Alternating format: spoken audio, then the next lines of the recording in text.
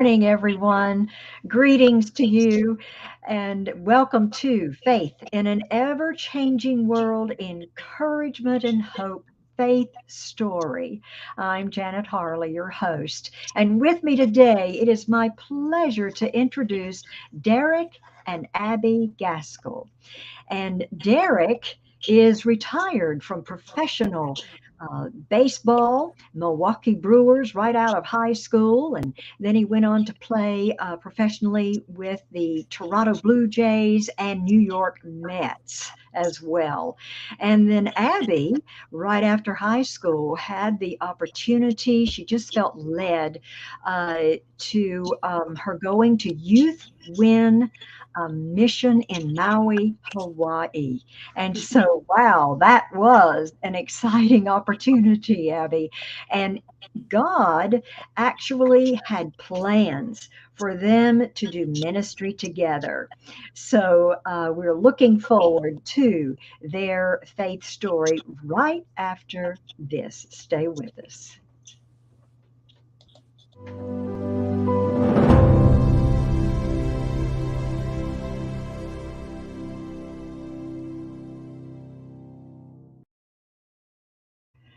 And welcome back. And Derek and Abby, if you will, what is your faith story? Did you want me to go first? I'll let you lead. Okay. Well, as you know, like as you stated, I was playing baseball, and I didn't surrender my life, or begin to at least, until I was about 18, 19-ish, Mhm. and my best friend's dad became a pastor and took us under his wing. And that led me into a stronger relationship with the Lord. And when I was home, we were serving at his church. We were the youth Mm, pastors and so on. And so I got serious about the Lord. And then, and I always thought I was fully surrendered at that point because I was in church and I had the joy of the Lord and so on. But my baseball career, I kept getting better and better and moving up and so on. And then all of a sudden, out of nowhere, in 1998, on a bus in Vero Beach, Florida, in a New York Mets uniform, the Lord told me I was an evangelist. And I said, no, I'm not. mm. And I ran from it. I did not even want to pray in front of people, much less preach. And I knew that's what he was saying because I caught a vision of it. I caught a vision of a crowd, and it scared me to death. Yeah. And so from then on, nothing in baseball worked out. No matter if I did well or not, it didn't matter. Just one door after another shut in my face. And then at some point, it got to the point where probably 5, 6 years later, nothing in my life was working out because I had ran Wow. from what God was telling me, and I was still serving the Lord. I still was trying to be my best for Him and so on, and reading the Bible and praying. Still, it didn't matter. And I realized that something else was going on. And Wow. at one point in my life, in about a 4 to 5 month period of time, everyone that was close to me ever, anyone I could ever depend on, in every kind of way, let me down, like in a betrayal type of way, all in the same amount of time, Mm. including baseball, just my world falling apart. And so I was fed up, and I met with my pastor back here at home, and we're on the car ride, and he asked me, how do I feel like Abraham felt when he got to the bottom of the mountain? And if you Mm. know the story, he Wow. goes to the bottom of a mountain. He's getting ready to go to the top of the mountain because he's supposed to sacrifice his son, and Mm. which would take a whole lot more faith than I could imagine. See, and I was mad. I was telling my pastor friend the whole time, I'm mad at God. I've never been mad before. I've done Mm. everything He's wanted me to do. I haven't been perfect, but I've gotten back up when I got knocked down. I'm Yeah. sick of it. I know all the Christian cliches. I don't care. And he's just over there shaking his head. And then he tells me about Abraham, and I rolled my eyes. Yeah. And then he asked me, he said, how do you feel like, what do you think he felt like when he got to the bottom of the mountain? And as I was saying it, I realized I was preaching to myself and started crying Oh. because Abraham was mad. He was fed up. All of his dreams were wrapped up in Isaac. Yeah. Uh, he knew what he was supposed to do. He had promises, and they were all blowing up in front of him. Yeah. And I felt the same way because my two biggest dreams ever were to have a great wife and great family, and then to make it to the majors. And he said, essentially what ended up happening is he said, you need to kill your Isaacs. And I knew that the Isaacs that I needed to be willing to sacrifice in my life Yeah. were that relationship with a longtime girlfriend I had at the Mm. time that I was holding on to. And then baseball that I was holding on to because I just refused to give up when the Lord was telling me to sacrifice it. And so the relationship I sacrificed within a month and never looked back, really. It wasn't that hard. But baseball took me a year and a half. And then finally when I did, because I felt like my strength was always faith. Mm-hmm. So this is a great podcast. I just love it. Faith in an ever-changing world. Yeah. And that's what was happening. My whole world was changing. And I Yeah. thought I had strong faith. And the Lord's like, it's not as strong as you think it is. Look at Abraham. Wow. And so when I finally said, okay, Lord, I'll never, ever pitch again unless you miraculously make it happen. Within a couple of weeks, I meet Abbey in church. And as soon as I saw her, I knew it was her. And we go on a date. And on the first date, she said, I don't see you as a baseball player. I see you as an evangelist. And she had no idea. And that Wow. was 7 years later, almost to the day. 7 years later from when the Lord had spoken to me down at River Abbey, Beach. goodness. And so deep down, I knew she was the one then, and then that started on our dating process and so on. And so for me, the Lord had to get me to the end of my rope to strengthen my faith more. It's like he was saying, yeah, you've had pretty good faith, but we're going to make it even stronger. And the only way to do that is to lose everything. Yes. Where's Surrender. your faith at when you lose everything? And then that was Yeah. a full surrender. And then for the first time ever in my life, I was fully surrendered. Mm. So that's my story in a nutshell with that. Wow. So, Abby, so how did God bring you two together, to be in this ministry that you're in now? Yes. Yeah, so as you said earlier, I was a part of Youth with a Mission in Hawaii. They have thousands of locations around the world, but the only one I knew about was through a friend of mine, and that was the Maui location. Everybody laughs, so it's so hard to go be a missionary in Maui.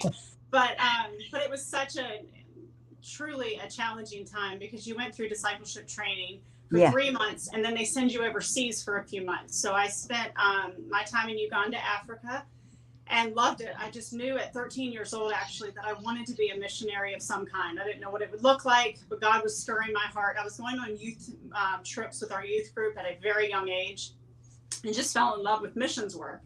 So right then, that seed was planted in my heart. But then as I got a little older and I was in YWAM and did the missions, I staffed with YWAM for over a year. I was on a plane ride home to Virginia just to visit family. And I went to go read a book, and I went to pull it out of my backpack on the plane. And God said, put the book down. And I was like, all right. And it was about a 5-hour flight that I was sitting on. And he said, you're not going home to be just a visit. You're going home to be there for your family. And that is nothing I wanted to do at the time. Yeah.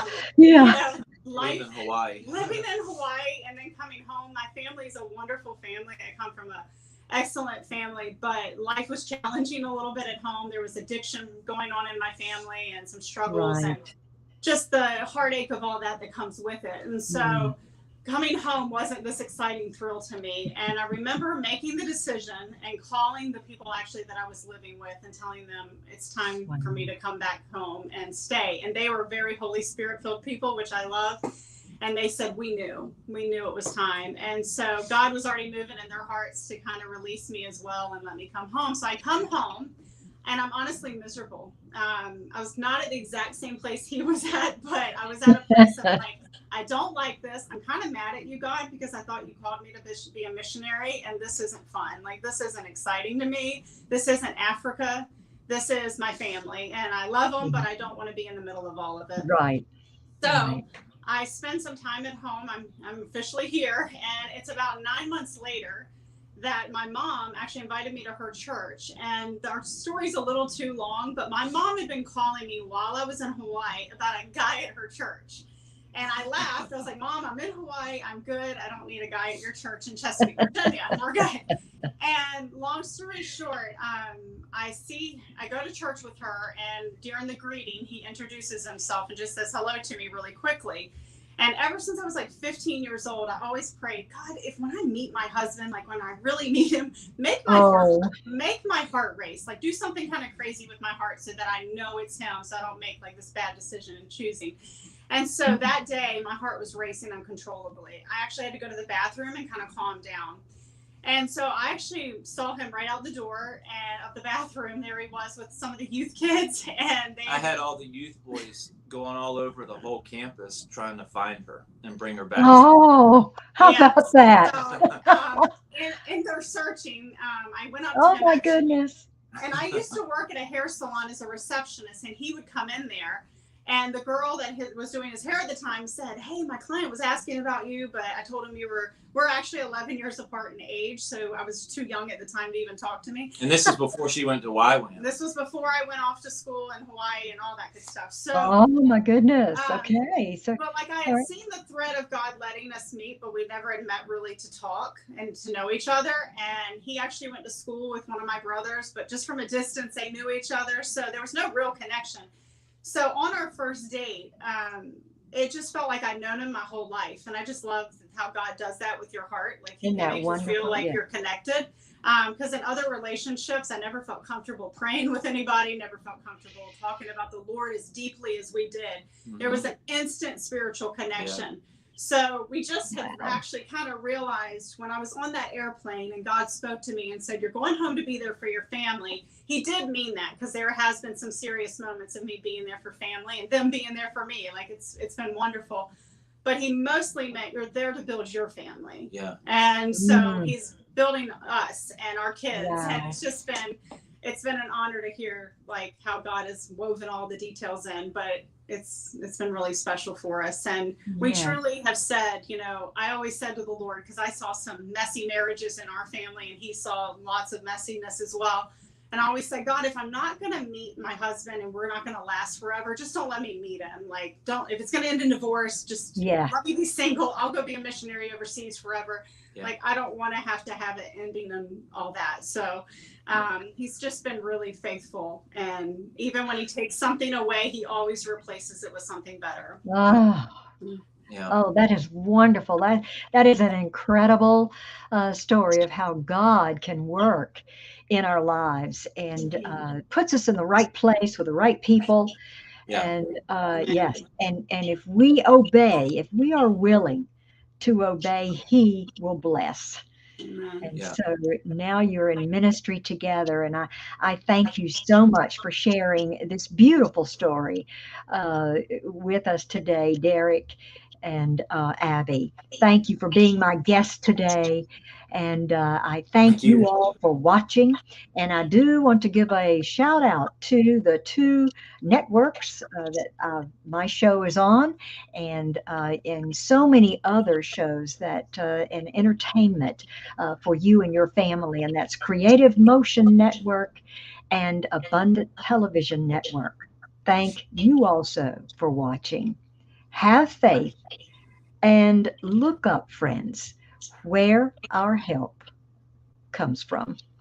Bye. God bless.